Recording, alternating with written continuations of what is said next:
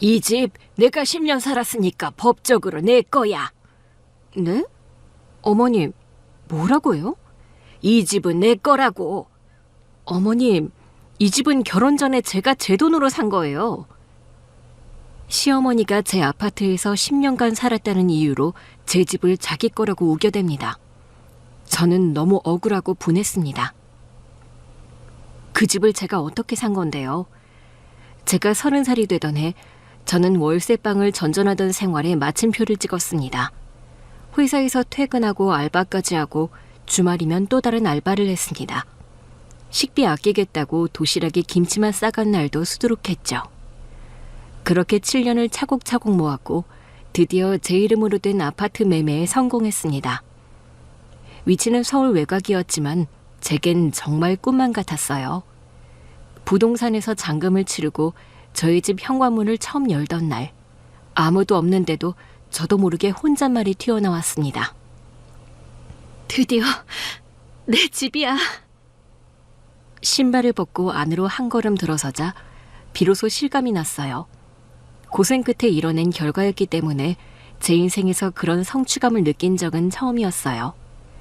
가만히 벽에 등을 기대고 앉아서 숨을 한번 크게 내쉬고 천장을 올려다봤습니다. 그때 처음 느꼈어요. 아, 이제 나도 제법 어른이 됐구나. 제 힘으로 마련한 첫 집이었기에 누구보다 애착이 컸습니다. 그렇게 몇 년을 혼자 살다가 남편을 만나 결혼을 결심하게 되었죠. 남편과 결혼을 하게 되면서 저는 제 집에서 나와야만 했습니다. 남편의 직장은 저희 집과는 정반대 방향에 있었고 제가 다니던 회사도 본사 이전으로 멀어졌거든요. 그래서 제 집에서 출퇴근이 힘들었어요. 고민 끝에 저는 제 아파트를 월세로 돌리고 좀 더 중간 지점에 신혼집을 새로 얻었습니다. 처음에는 남편과 신혼집에서 알콩달콩 잘 살았어요. 하지만 시간이 지나고 하루는 시부모님이 저희를 찾으셨습니다. 무슨 일인가 싶어 남편과 저는 바로 시댁으로 달려갔죠.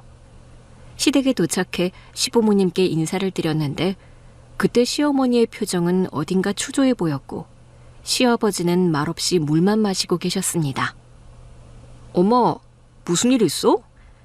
아니, 그게 이 집 말인데 갑자기 집주인이 자기가 들어와서 산다고 해서 전세 계약 연장이 안 되게 됐어.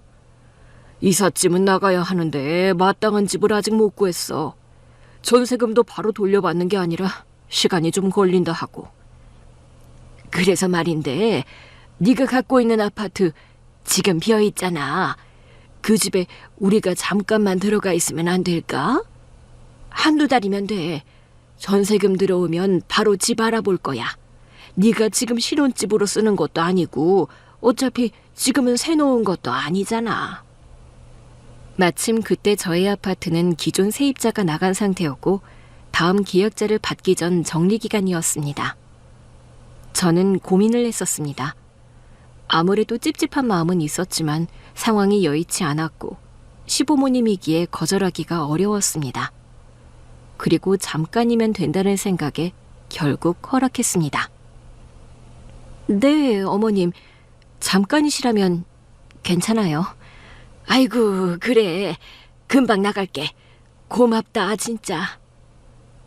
그때 저는 정말 잠깐일 거라고 믿었습니다. 2달 안에 다시 새 세입자를 구하면 된다고 생각했고 제 집이기에 별다른 걱정도 없었습니다. 하지만 그 믿음이 얼마나 순진한 착각이었는지는 곧 깨닫게 되었죠. 그렇게 시부모님이 제 아파트로 들어오게 되었고 이사 당일엔 저도 아파트로 가서 이삿짐 정리를 도왔습니다. 또 화장실 청소에 창틀 먼지도 닦고 커튼도 새로 달아드렸어요. 어머님, 저쪽 벽면은 볕이 잘 들어서 레이스 커튼이 낫지 않을까요?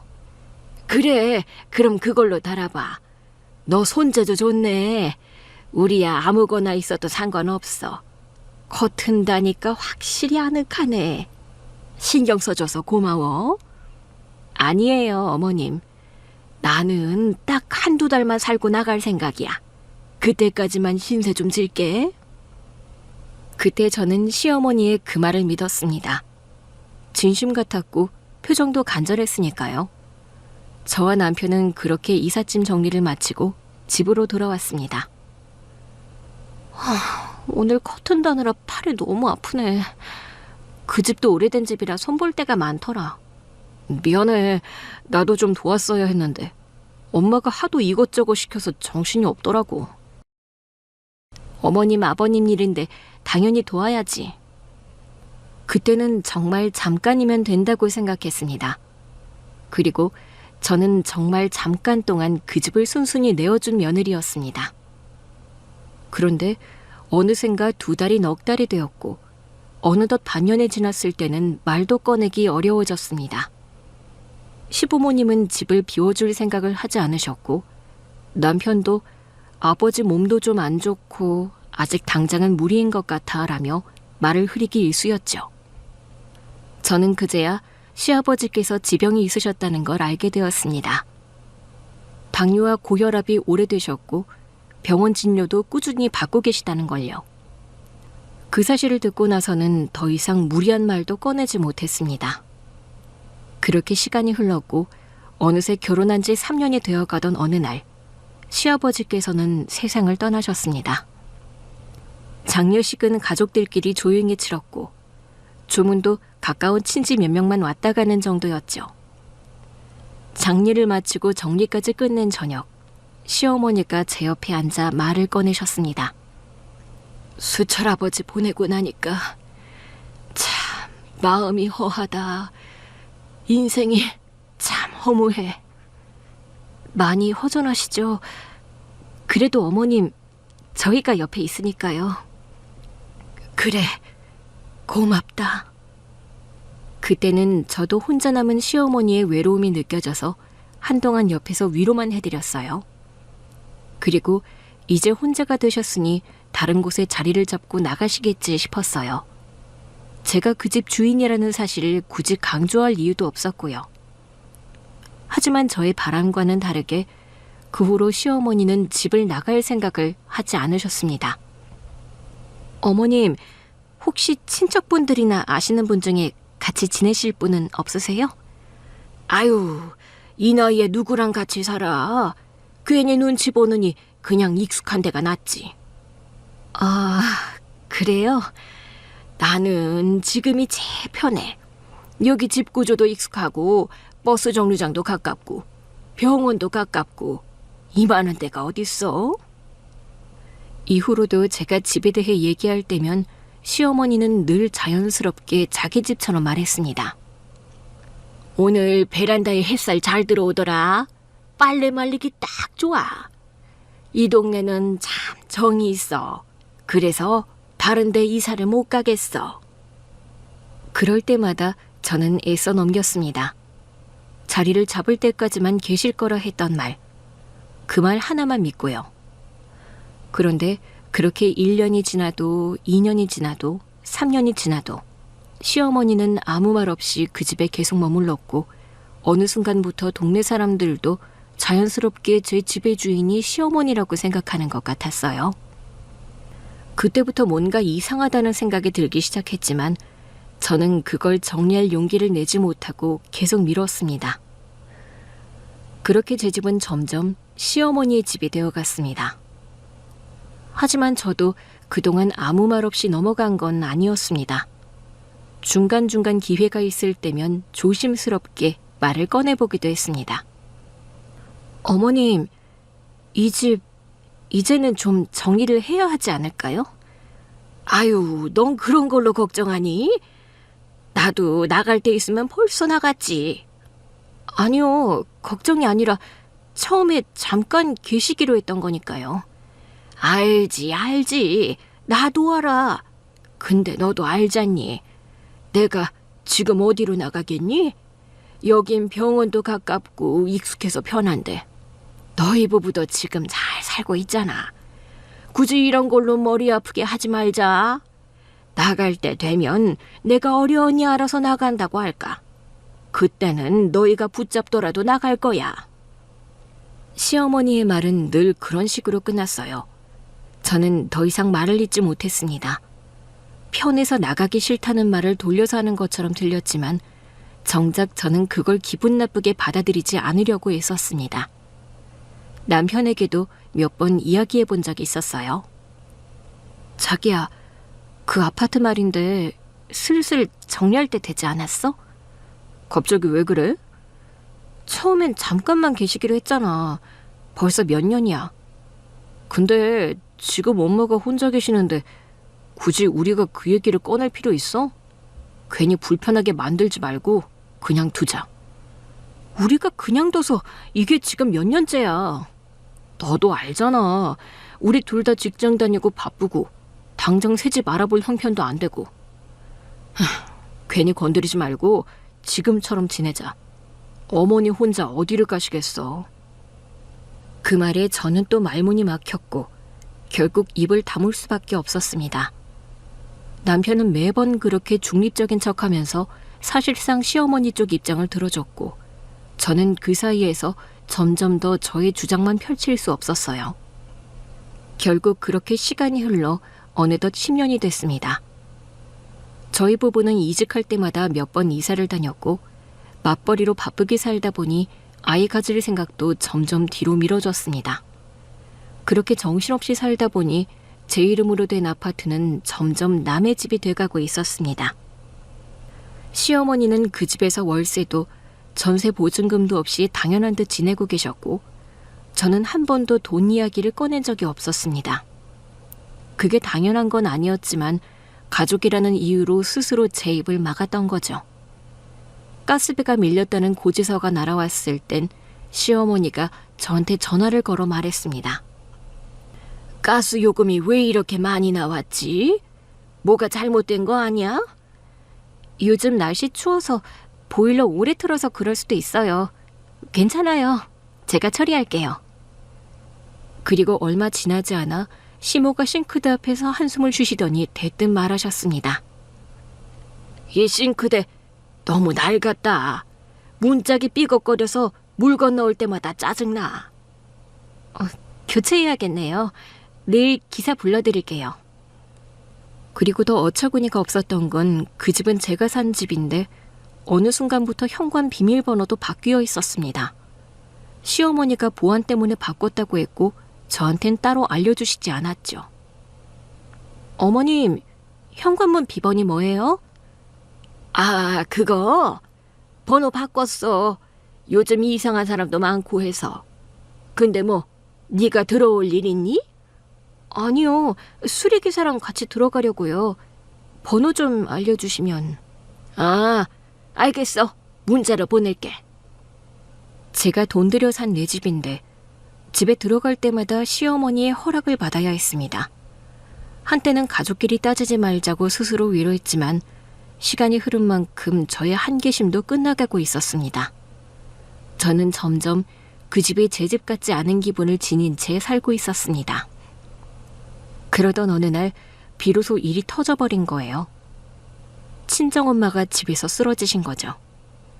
아침부터 심하게 어지럽고 속이 메스꺼린다고 하시더니 쓰러졌다고 했습니다. 처음엔 단순한 저혈압이나 피로 누적인 줄 알았는데 병원에 모시고 가니 의사는 예상보다 훨씬 심각한 이야기를 했습니다. 뇌혈관 쪽 문제입니다. 고령이시고 기존에 고지혈증, 고혈압약 복용도 있으셨네요. 당장 입원하셔야 합니다. 장기적인 치료가 필요할 겁니다. 입원 수속을 받고 병실에 엄마를 눕히는 순간 머리가 하얘졌습니다. 병원비 걱정이 먼저 들었습니다. 보험은 있었지만 간병인 비용부터 약값, 시술비까지 포함하면 한두 달 안에 몇 천만 원이 훌쩍 나갈 상황이었고 저희 부부 통장 사정으론 도저히 감당이 안 됐습니다. 어떡하지? 이렇게 큰 돈을 어디서 마련하지? 카드 돌려막기라도 해볼까? 아니면 네 친정 쪽에서 좀 도움 줄 사람은 없어? 거기서 나올 데가 어딨어. 나밖에 없는데. 며칠을 고민했습니다. 신용대출도 생각해봤고 개인연금을 해약할까도 했지만 현실적으로 가장 빠르고 확실한 방법은 하나뿐이었습니다. 제 아파트, 지금 시어머니가 살고 있는 제 명의로 된 그 집을 파는 것이었죠. 그 집만 팔면 엄마 병원비는 충분해. 다른 방법 없어. 머리로는 정리가 끝났지만 마음은 복잡했습니다. 내가 산 집이고 그 집 덕분에 병원비를 해결할 수 있다는 사실은 맞지만 지금 그 집에는 시어머니가 살고 있었고 그동안 아무 조건 없이 살아오셨던 분에게 이제 나가주셔야겠다고 말하는 건 쉬운 일이 아니었기 때문입니다. 그래도 한편으론 그렇게 생각했습니다. 가족이니까 당연히 이해해 주시겠지. 나도 이 집을 들을 땐 아무 조건 없이 살게 해드렸고 지금은 내가 정말 절박하니까 분명 어머님도 쉽게 이해하실 거라 믿었습니다. 저는 어려운 말을 하기 위해 시댁으로 향했어요. 최대한 예의를 갖춰서 말씀드릴 생각이었습니다. 집 현관을 열고 들어가니 시어머니는 거실 소파에 앉아 TV를 보고 계셨고 저를 보고도 별 반가운 기색 없이 리모컨으로 볼륨만 줄이셨습니다. 웬일이니? 무슨 일이 있어? 네, 어머님. 잠깐 시간 좀 괜찮으세요? 드릴 말씀이 있어서요. 그래, 말해라. 어머님, 사실 요즘 친정엄마가 편찮으세요. 병원에서는 장기 입원이 필요하다고 하고 치료비가 꽤 많이 들어요. 보험도 부족하고 저희가 당장 마련할 방법이 마땅치가 않아서요. 그래서 이 집을 팔아야 할 것 같아요. 지금은 엄마 병원비가 급해서요. 이 집을 판다고? 그게 네가 지금 나한테 하려는 말이야? 네, 이 집을 내놔야 저희 엄마 병원비를 낼 수 있어요. 어머님도 아시잖아요. 이 집 제 명이고 제가 결혼 전에 산 집이에요. 지금 상황이 너무 급해서요. 너 참 어이가 없구나. 여긴 내가 10년을 살았어. 법적으로도 내 거야. 순간 귀를 의심했습니다. 장난하시는 건가 싶었지만 시어머니의 얼굴에는 그 어떤 농담도 없었습니다. 말투도 눈빛도 진지했고 오히려 조금은 뻔뻔해 보이기까지 했습니다. 어머님, 무슨 말씀이세요? 이 집은 원래부터 제 명의예요. 어머님이 살고 계신 건 맞지만 그건 제가 잠시 살게 해드린 거지. 너 법은 알아봤니? 내 이름으로 전입신고도 돼 있고 실거주 10년이면 내 권리도 있다고 하더라. 네? 실거주 10년 하면 왜 어머님 명의가 되는 거예요? 지금 잘못 알고 계신 거예요, 어머님. 내가 보기엔 너가 잘못 알고 있는 것 같은데? 에휴, 좀 피곤하다. 이만 가주겠니? 난 좀 누워야겠다. 시어머니는 이해 못할 말을 늘어놓고 뻔뻔스럽게 소파에 누웠습니다. 분명 저는 시어머니를 돕고 싶었을 뿐인데 그걸 이런 식으로 받아들일 줄은 정말 상상도 못했습니다. 저는 그 뒤로 너무 황당해서 한참을 아무 말도 못하고 앉아있다 시댁을 나왔습니다. 그렇게 시댁을 나오는데 머릿속이 복잡했습니다. 시어머니가 한 말이 계속 맴돌았고 이 상황을 이해할 수가 없었습니다. 그 집은 내가 결혼 전에 온전히 내 힘으로 산 내 집이었습니다. 그런데 지금 그걸 시어머니가 10년 동안 살았다는 이유만으로 자신의 집이라고 우기는 겁니다. 남편은 어느새 퇴근하고 거실에 앉아 TV를 보고 있었고 저는 거실에 들어서자마자 남편에게 다짜고짜 말을 꺼냈습니다. 당신 지금 어머님이 살고 있는 그 집 내가 결혼 전에 산 거잖아. 계약서 쓸 때도 대출 갚을 때도 다 내 이름으로 했고 당신은 단 한 푼도 낸 적 없잖아. 그거 당신도 다 알잖아. 알지. 근데 그 집 우리가 결혼하고 나서도 계속 우리 가족이 사용한 집이잖아. 그런 경우엔 법적으로도 공동재산으로 보는 거 아니야? 지금 그게 무슨 말이야? 내가 결혼 전에 산 집인데? 아니, 그러니까 결혼 전에 샀더라도 결혼 이후에 부부 공동생활 공간으로 쓰였으면 그건 법적으로도 소유권이 좀 애매할 수도 있다는 얘기야. 엄마도 그렇게 얘기하시던데? 나도 그 말 듣고 찾아보긴 했어. 그래서? 당신은 지금 어머니 말이 맞다고 생각해? 그게 꼭 맞다고는 못하겠지만 완전히 틀렸다고 하기도 좀 애매한 것 같아서. 그날 밤 저는 혼자 거실에 앉아 꼬박 밤을 새웠습니다. 이 사람들 대체 언제부터 제 것을 자기들 것이라 여겼던 걸까요? 시어머니는 그렇다 쳐도 남편까지 그렇게 나올 줄은 몰랐습니다.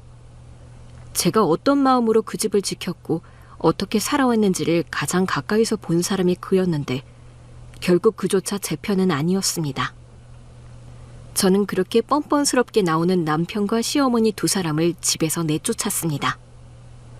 저는 그동안 시어머니가 해달라는 대로 원하시는 건 다 해드리려고 노력했던 것 같아요.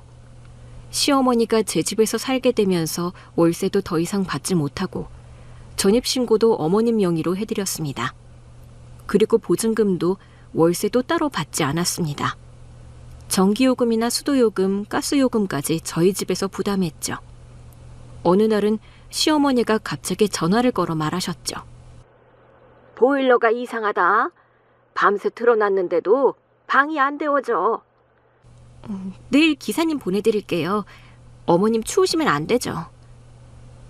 그렇게 다음날 바로 보일러를 교체해드렸고 몇 달이 지나 여름이 왔을 땐 또 다른 얘기가 나왔습니다.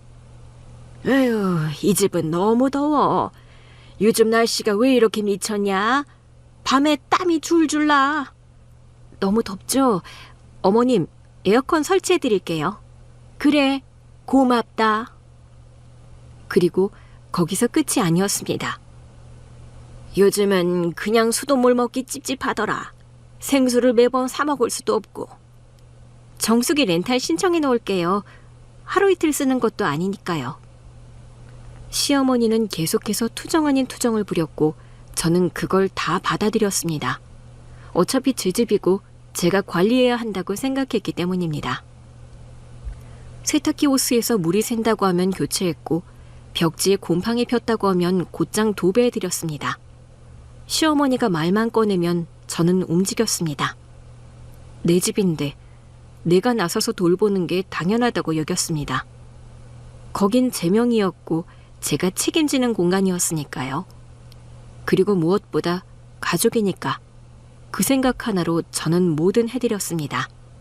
그리고 그 모든 걸 당연하다고 여겼던 게 시어머니였습니다. 그러나 시어머니는 제가 아무 조건 없이 집을 내드리고 관리까지 도맡아 해도 단 한 번도 따뜻하게 대했던 적이 없습니다. 겉으론 우리 며느리라 부르면서도 저는 항상 시어머니 곁을 맴도는 느낌이었어요. 보일러를 새로 갈아들인 다음 날이었죠. 제가 직접 배관공 불러 시공까지 다 끝내고 퇴근길에 들러 확인하고 있었는데 시어머니가 그러셨습니다. 따뜻하긴 하네. 근데 그냥 단순히 고쳐서 쓰면 되는 거 아니었냐? 새 걸로 다 바꾸기엔 돈이 좀 많이 들었을 텐데. 기사님이 그렇게는 안 된다고 아예 다 갈아야 된다고 했어요. 기사님이 상태 보시고 교체가 낫겠다고 하더라고요. 그랬구나. 그래도 너는 그런 거에 겁이 없더라.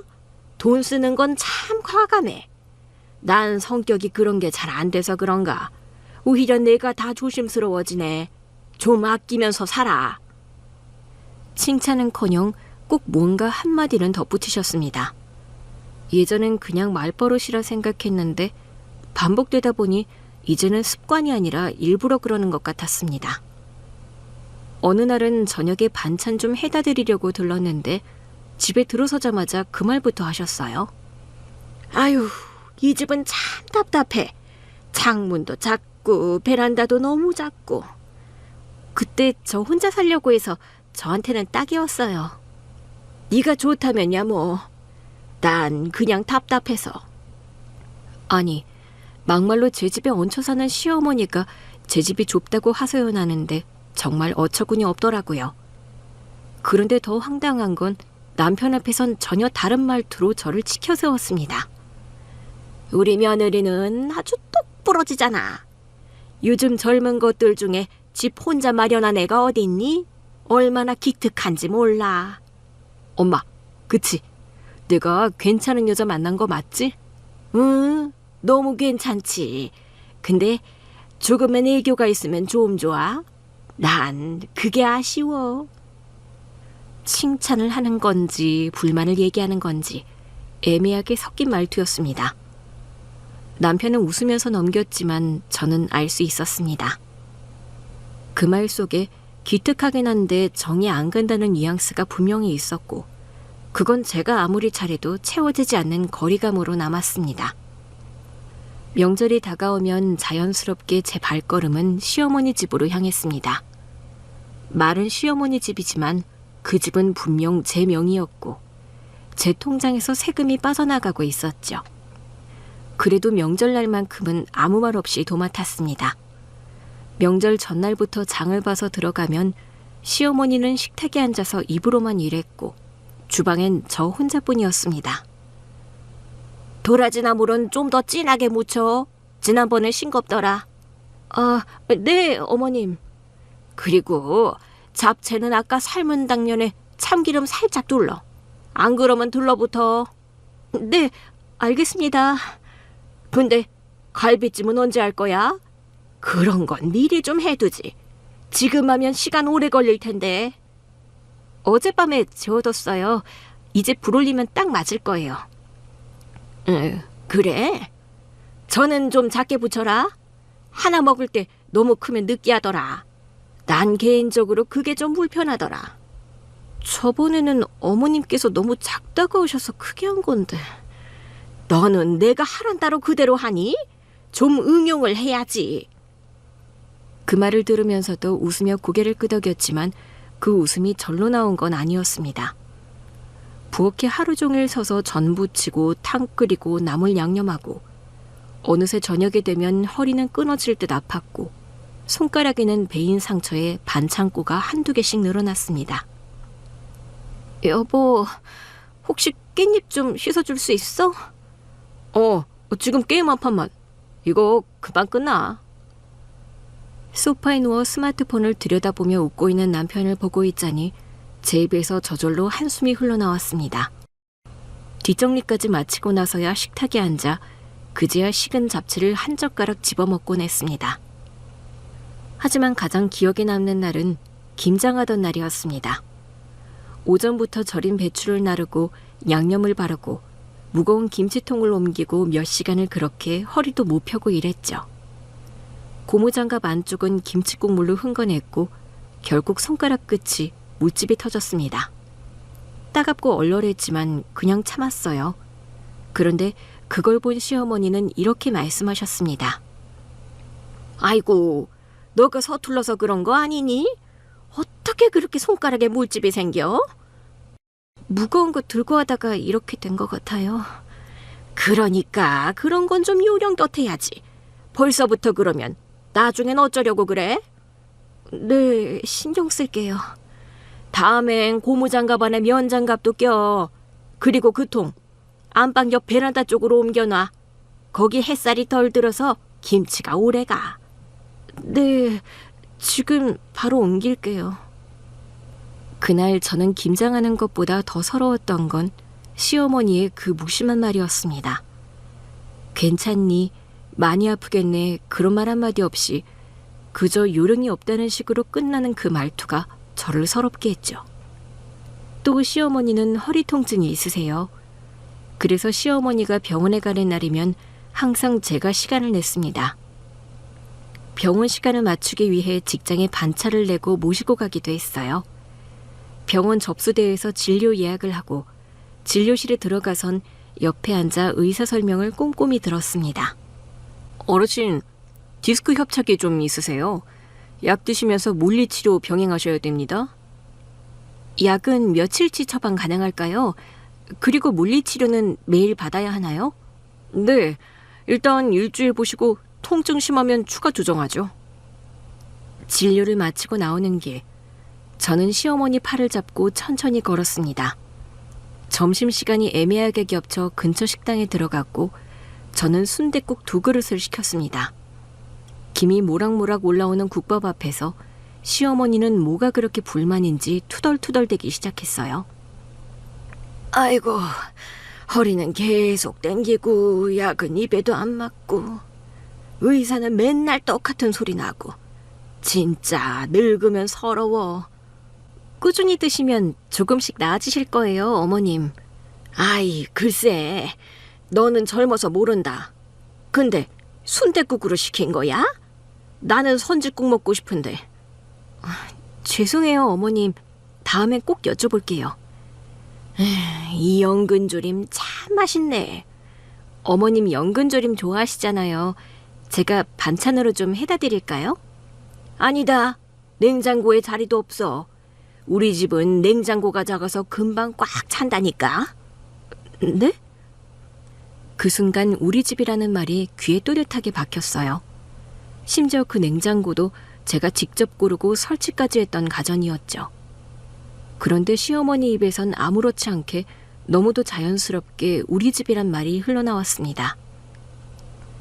김치 냉장고는 안방 붙박이장 자리에 넣으면 좋겠다 싶긴 한데 우리 집 구조가 워낙 애매해서 자리 하나 내는 것도 일이야. 너무 자연스럽게 우리 집이라고 말하는데 너무 쎄하더라고요.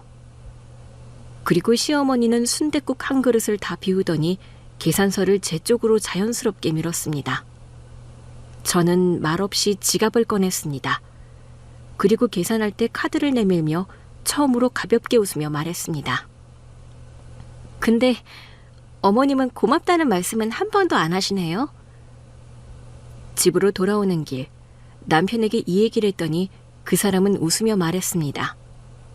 근데 엄마가 말은 안 해도 마음은 고마워할걸? 글쎄, 말이라도 해주면 좋을 텐데. 우리 엄마 스타일 알잖아. 표현엔 서툰 사람이야. 그리고 그동안 제가 느꼈던 쎄함이 어떤 것인지 확실해진 것이죠. 이 집 내가 10년을 살았어. 법적으로 내 거야. 시어머니 입에서 그 말이 떨어지던 순간 진짜로 머리가 띵해졌습니다. 그 집을 언제부터 자기 것이라 여겼는지, 얼마나 오래전부터 그런 생각을 해왔는지 너무 소름 끼쳤어요. 저는 저의 집을 다시 되찾아야 했어요. 등기부등본, 계약서 원본, 대출 상환 확인서, 그리고 매매 당시 통장 거래 내역까지. 저는 서류 더미를 바닥에 펼쳐놓고 하나하나 다시 확인했습니다. 날짜, 잔금일, 이자 납부 내역 모두 제 이름으로 되어 있었고 제 손으로 만든 기록들이었습니다. 그 아파트를 계약하고 대출을 받고도 돈이 모자라 주말마다 카페 아르바이트를 뛰었고 퇴근하고 나서는 편의점 야간 쪽까지 일했습니다. 그렇게 피땀 흘려 마련한 집이었어요.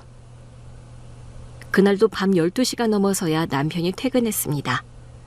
저는 남편이 오기만을 기다리다 붙잡고 얘기했어요. 여보, 이거 잠깐만 봐줘. 왜? 무슨 일인데? 이거 다 내가 모은 서류야. 어머님이 지금 살고 있는 그 집 내가 언제 샀는지 당신 알지? 당신이랑 결혼하기 전에 내 명의로 계약했고 대출금도 내가 다 갚았어. 그래, 알지. 당신이 혼자 산 건 맞아. 그런데 왜 어머님은 법적으로 자기 거라고 해? 당신도 그 말 틀렸다고 해줘야 되는 거 아니야? 근데 지금 어머니가 거기서 10년을 사셨잖아. 우리도 그동안 뭐라 말한 적 없었고. 사람이 정이라는 게 있지 않냐? 정? 그래, 어머님에 대한 정이 있어서 그동안 10년 동안 아무 말 안 하고 사시게끔 배려한 거야. 그동안 내가 어머님 편하게 지내시게 한 건 그럼 뭔데? 그런 뜻이 아니라 그냥 지금 와서 당장 나가라고 하는 것도 너무 냉정하잖아. 냉정? 아무 이유 없이도 아니고 이제는 그 아파트를 팔아야 되는 이유가 있잖아. 그리고 정이라는 말 그렇게 쉽게 써먹지 마. 나 지금까지 10년 동안 정 하나로 참고 산 거야. 법도 권리도 다 뒤로 미루고 그냥 가족이니까, 그냥 당신 엄마니까. 내가 그 집 사느라 얼마나 고생했는지 당신 알잖아. 계약금 넣고도 돈 모자라서 알바 2탕씩 했고 이자 갚느라 생활비도 줄여가며 버텼던 거. 그런데 지금 와서 10년 살았으니까 그 집은 어머니 거라고? 그게 정이야? 그냥 너무 세게 하지 말자고. 엄마도 지금 고민 많이 하고 있을 거야. 갑자기? 아니, 이미 법 얘기까지 하시는 거 보면 이미 오래전부터 그 집을 자기 거라고 믿고 있었던 거야. 나한테 한마디 상의도 없이. 남편은 한숨만 쉬었고 더 이상은 아무 말도 하지 않았습니다. 며칠 뒤 시어머니에게 연락이 왔습니다. 집에서 보기에는 뭐 했는지 카페에서 보자고 하시더라고요. 저는 약속한 시간보다 조금 일찍 도착했지만 시어머니는 벌써 자리에 앉아 계셨습니다. 그리고 시어머니는 제가 자리에 앉자마자 봉투 하나를 내미셨습니다. 이거 좀 봐라. 나 법무사 사무실 다녀왔거든. 내 이름으로 전입신고 돼 있고 내가 그 집에서 10년 동안 살았고 관리도 내가 했잖아. 그러니까 법적으로도 내 권리가 있다더라. 관리요? 그 집 공과금은 제 통장에서 매달 자동이체로 나가고요. 지금 말씀하신 그 관리라는 거요. 보일러 바꾼 것도 저고요. 에어컨 단 것도 저예요. 여름에 너무 더워서 잠이 안 온다 하셔서 제가 견적 알아보고 설치해드린 거고요.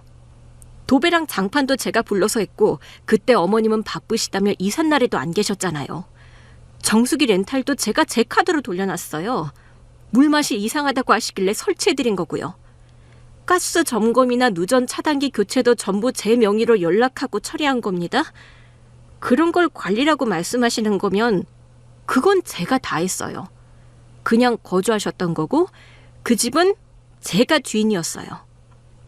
야, 말은 바로 해라. 내가 집안 청소 안 한 줄 알아? 싱크대 물 때 빠지게 닦고 화장실 물 때 매번 청소하고 바닥은 매일 닦고 했거든. 그건 그냥 집에 사는 사람으로서 하신 거잖아요. 그게 무슨 관리예요? 시어머니는 살짝 인상을 찌푸리며 봉투를 다시 집어들었습니다. 저는 눈앞이 아득해졌습니다. 이젠 대화가 아니라 기싸움이 되어가고 있다는 걸 느꼈기 때문입니다. 나도 가만히 안 있을 거야. 너 법적으로 어떻게 되는지 나중에 보자. 그 집에서 나는 절대 못 나가니까. 저는 너무 어처구니 없어서 헛웃음이 나올 뻔했습니다. 가족이라는 울타리 뒤에 숨어 이렇게까지 나오는 사람에게 뭘 더 바랄 수 있을까요? 시어머니는 그 집에서 10년 가까이 살면서도 단 한 번도 고맙다는 말 한마디 없었고 매번 명령조로 모든 걸 시켜왔고 조심스럽게 부탁을 한 적도 없었습니다. 당연히 누릴 수 있는 권리처럼 여겨왔고 당연히 그 집은 이제 자신의 것이라 믿고 계셨습니다. 집에 도착하자마자 저는 신발을 벗고 그대로 화장실로 향했습니다. 남편은 거실에서 리모컨을 만지작거리며 TV를 켜고 있었고 저는 그를 지나쳐 욕실 문을 닫고 잠갔습니다. 생각해보면 단 한 번도 저는 시어머니께 무리한 요구를 한 적이 없었습니다. 그 집이 제 명의라는 이유로 뭐라 한 적도 없었고 불편하다며 나가달라고 소리친 적도 없었습니다. 가족이니까 언젠간 나가시겠지. 그렇게 생각하고 참아왔습니다. 하지만 그 결과는 너무나 명확했습니다. 지금 저는 그 집에서 쫓겨난 사람처럼 되어 있었고 누군가는 그 집을 자기 것이라 주장하고 있었습니다. 저는 화장실에서 나와 남편을 바라봤습니다. 거실에 앉아있는 남편은 채널을 이리저리 돌리고 있었습니다.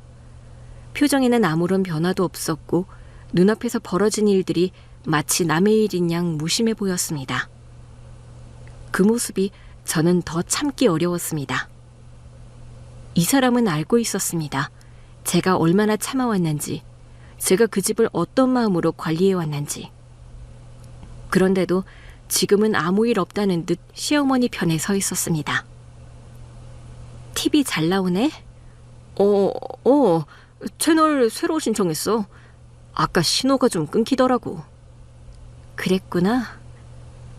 아무 의미도 없는 짧은 대화였지만 저는 그 안에서 남편의 마음을 확인할 수 있었습니다. 저를 설득하지도 않았고 그 상황을 바로잡을 생각도 없었습니다. 애써 피하는 말투, 일부러 침묵하는 표정. 어느 쪽에도 서지 않겠다는 태도였지만 그건 곧 시어머니 쪽에 서 있다는 말과 같았습니다. 그날 밤 저는 많은 생각을 했습니다. 침대에 누워 등을 돌린 채 남편의 숨소리를 들으면서 이 결혼을 유지하는 것이 과연 옳은 일인지, 지금까지의 선택들이 과연 나를 위한 것이었는지, 그리고 마음을 굳혔습니다. 이 집도, 이 결혼도, 이 가족도 이제는 제가 지켜야 할 대상이 아니라는 결론에 다다랐습니다. 제가 이 사람들과 함께 산 세월이 어느덧 10년이 넘었습니다. 서로 얼굴 붉히는 일도 되도록 피하며 살아왔습니다. 그러니 정말 이들에게 법적으로 맞서는 것이 맞는 일일까? 가족이라는 이유 하나로 여태까지 쌓아온 관계를 법으로 판단받게 해도 되는 걸까? 그런 생각이 자꾸 머릿속을 맴돌긴 했습니다. 그동안은 그래도 가족인데 그 말이 제 결심을 자꾸 붙잡았습니다. 하지만 다시 천천히 생각해 보았습니다. 오히려 가족이니까 가능한 일이었겠구나. 내게 뭐라 해도 당연할 거라 생각하고 가져가도 아무 말 못할 거라 여긴 것. 그 모든 전제가 가족이라는 이름 안에 가능했던 겁니다. 며칠 후 생각이 정리된 저는 각종 서류를 챙겨 로펌 사무실로 향했습니다. 등기부 등본, 계약서 원본, 매매 당시 통장 입출금 내역, 대출 상환 내역서까지 한 장 한 장 꼼꼼하게 챙겼죠. 사무실에 도착해 변호사 앞에 서류를 조심스럽게 내밀었습니다. 그는 서류를 찬찬히 넘겨보다가 고개를 끄덕이며 말했습니다. 결혼 전 단독 취득 자산이고 등기부 명의도 단독이시네요. 대출도 별도 상환하셨고. 점유에 대해서 걱정하셨던 것 같은데 점유는 소유가 아닙니다. 현재 이 부동산의 법적 소유권은 의뢰인 단독입니다. 명확합니다. 그 말이 제 귀에 정확하게 들어왔습니다. 점유는 소유가 아니다. 제가 찾아야 했던 단 한 문장이었습니다. 그리고 이건 사실관계가 너무 분명해서 소송으로 가도 별다른 변수는 없을 겁니다. 차라리 내용 증명 보내고 정리 요청하는 방식이 더 빠를 수 있어요. 협의가 안 된다면 명도 소송으로 바로 진행하시고요. 설명은 분명했고 제 상황은 법적으로 단순한 구조였습니다. 그리고 그 단순함이 오히려 마음을 더 단단하게 만들어 주었습니다. 저는 정식으로 내용 증명을 작성해 시어머니에게 발송했습니다. 서류는 3장이었고 문구 하나하나 법률 자문을 받아가며 작성했습니다. 본 아파트의 소유권은 귀하에게 없습니다. 현재 귀하의 점유는 부당하며 한 달 이내 퇴거하지 않으면 법적 강제 집행에 들어갑니다. 내용은 간단했지만 의미는 명확했습니다.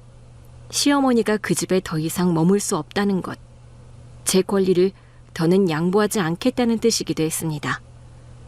봉투를 봉하고 우체국 창고에 제출하던 그 순간 살짝 긴장되더라고요. 그리고 다음 날 남편은 평소보다 한참 일찍 집에 들어왔습니다. 현관문 열리는 소리부터 달랐고 문을 닫는 소리도 거칠었습니다. 신발도 대충 벗은 채 거실로 들어오더니 저를 향해 단숨에 말했습니다. 당신 미쳤어? 엄마한테 내용 증명을 보내? 우리 엄마를 내쫓겠다는 거야? 저는 남편의 말이 떨어지기가 무섭게 식탁 서랍을 열어 이혼 서류를 꺼냈습니다. 그리고 그걸 식탁 위에 내려놓았습니다. 뭐야 이게? 지금 이혼하자는 거야? 나 이 집도 이 결혼도 다 지킬 이유가 없어졌어. 넌 진짜 정이 없다. 어떻게 가족한테 이래? 우리 엄마 당신이랑 10년 넘게 같이 산 사람이야. 그렇게까지 할 필요 있어? 정? 가족? 그 말하려면 그쪽이 먼저 지켰어야지. 내가 뭐 얼마나 많은 걸 바랐다고 생각해? 그냥 내가 산 집에서 내가 주인인 것처럼 나는 내 집을 되찾고 싶었을 뿐이야. 그걸 무너뜨린 건 나야? 아니지. 어머님하고 당신이었어. 나 지금부터는 내 이름으로 된 인생 살 거야. 그리고 그 시작이 이 집이야. 그 순간 저는 더는 흔들리지 않았습니다. 이제 남은 건 행동뿐이었습니다. 법이 판단해 줄 거고 저는 끝까지 제자리로 돌아가기로 마음먹었습니다. 그날 밤 시어머니에게서 전화가 걸려왔습니다. 화면에 뜬 이름을 한참 바라보다가 결국 통화 버튼을 눌렀습니다. 그래, 그렇게 하고 싶으면 그렇게 해. 내가 나가면 되는 거지. 뭐, 너 같은 며느리 밑에서 산 내가 바보였지. 목소리는 차분했지만 말끝마다 날이 서 있었습니다. 저는 아무 말도 하지 않았습니다. 짧은 침묵 끝에 통화는 끊겼어요. 며칠 뒤 저는 아파트로 향했습니다. 퇴거일까지 시간이 다 되었고 열쇠를 건네받기로 약속된 날이었죠. 문을 열고 들어서자 집안은 이전보다 썰렁했습니다. 시어머니는 안방 문을 열고 나오며 말했습니다. 다 정리했어. 짐은 어제 미리 보내놨고 오늘은 마지막 청소만 좀 했다. 네, 수고 많으셨어요. 그래, 수고했지. 남의 집에 이렇게 오래 살았으니. 네, 제 집이죠. 시어머니는 현관 앞으로 걸어가더니 마지막으로 집안을 한 바퀴 둘러보며 말했습니다. 어쨌든 정은 많이 줬던 집이야. 네가 나가달라고 말하기 전까진 한 번도 내 거 아니라 생각해 본 적 없었거든. 네, 이제는 받아들이세요. 그리고 드디어 문이 닫히는 순간 저는 그 집안에 덩그러니 남겨졌습니다. 텅 빈 집, 어색하게 울리는 정적이 저를 감쌌죠. 하지만 그 정적은 기분 좋은 정적이었어요. 이 집은 드디어 다시 저에게 돌아왔습니다. 그날 저녁 남편은 평소보다 훨씬 늦게 들어왔습니다. 문을 두드리는 소리에 인터폰을 확인하니 혼자 비틀거리며 서 있는 모습이 보였습니다. 손에는 소주병을 들고 있었고 얼굴은 벌겋게 달아 있었습니다. 남편을 들여보낸 후 안방으로 들어가 버린 저는 안방문을 열지 않았습니다. 그는 거실에서 서성일 뿐 안방문을 열지도 노크하지도 않았습니다. 다음 날 아침 거실에 나왔을 때는 이미 작은 여행 가방 하나가 놓여 있었고 식탁 위엔 짧은 메모 하나가 있었습니다. 생각할 시간 좀 가질게. 미안하다. 그게 마지막이었습니다. 돌아온다는 말도 다시 얘기하자는 말도 없이 그는 그날 집을 나갔습니다. 깔끔했습니다. 예상보다 훨씬 덜 복잡했고 덜 슬펐습니다. 그렇게 모든 게 끝이 났습니다. 저는 그렇게 아파트를 정리하고 매매 계약을 체결했습니다. 부동산 중개인이 등기부 확인서를 출력해오고 새로 계약한 사람과 잔금 날짜를 조율하는 그 순간까지도 솔직히 실감이 나지 않았습니다. 익숙했던 공간이었고 지나온 10년이 묻어있는 집이었습니다. 하지만 이제 그 집은 더 이상 제 것이 아니었습니다. 짐을 빼러 들어간 날 베란다 창에 햇살이 들어와 오래된 커튼을 타고 흘러내렸습니다. 시어머니가 자주 앉아 계시던 작은 나무 의자엔 먼지가 내려앉아 있었고 벽 한쪽엔 오래전에 제가 손수 붙였던 단열 필름이 조금씩 벗겨지고 있었습니다. 저는 말없이 커튼을 걷고 의자를 창고로 옮기고 하나씩 짐을 박스에 담았습니다. 쓰다만 손걸레며 잘 돌아가지 않던 방문 손잡이까지 손이 닿는 곳마다 기억이 따라붙었습니다. 그래도 손은 멈추지 않았습니다. 며칠 뒤 잔금이 입금되었고 모든 서류가 마무리됐습니다. 돈은 기다릴 것도 없이 병원 계좌로 송금했습니다. 친정엄마는 대학병원에 입원하셨고 정밀 검사를 받은 후 수술을 받으셨습니다. 수술 결과는 양호했고 입원 기간 동안 치료비는 충분히 감당할 수 있었습니다. 남편은 그날 이후로 단 한 통의 연락도 해오지 않았습니다. 처음엔 며칠쯤 지나면 뭔가 말을 꺼내려나 싶었지만 아무 소식도 없었습니다. 시간을 더 두고 기다려볼 이유도 없었기에 저는 별도로 연락을 취하지 않았습니다. 몇 주 뒤 지인을 통해 우연히 그의 소식을 듣게 되었습니다. 너 그 사람 얘기 들었어? 요즘 좀 힘들다더라.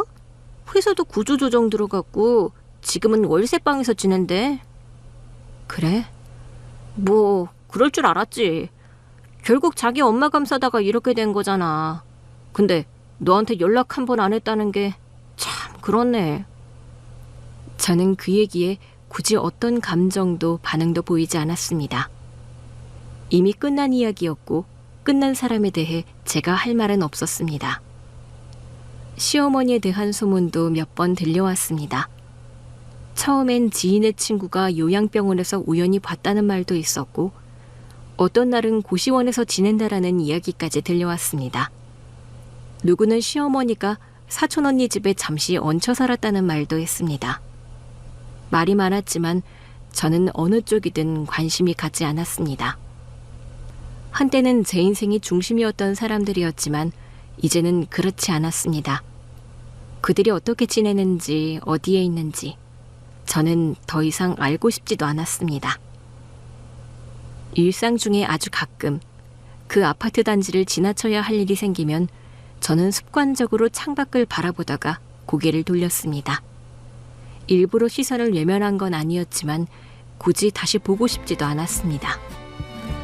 저는 작은 단독주택으로 이사했습니다. 좁은 골목 안쪽에 있는 집이었지만 동네는 조용했고 새벽에만 창문 밖으로 새소리가 들렸습니다. 저는 더 이상 그 사람들을 가족이라 부르지 않습니다. 가족이라면 함께 살아온 시간이 아무리 길더라도 지켜야 할 최소한의 선이라는 것이 있었어야 했습니다. 그들은 그 선을 스스로 무너뜨렸고 저는 그 대가를 치르게 한 것뿐입니다. 내쫓은 것도 벌을 준 것도 아닙니다. 그저 제 삶에서 내보냈습니다. 되돌릴 수 없게 말이죠.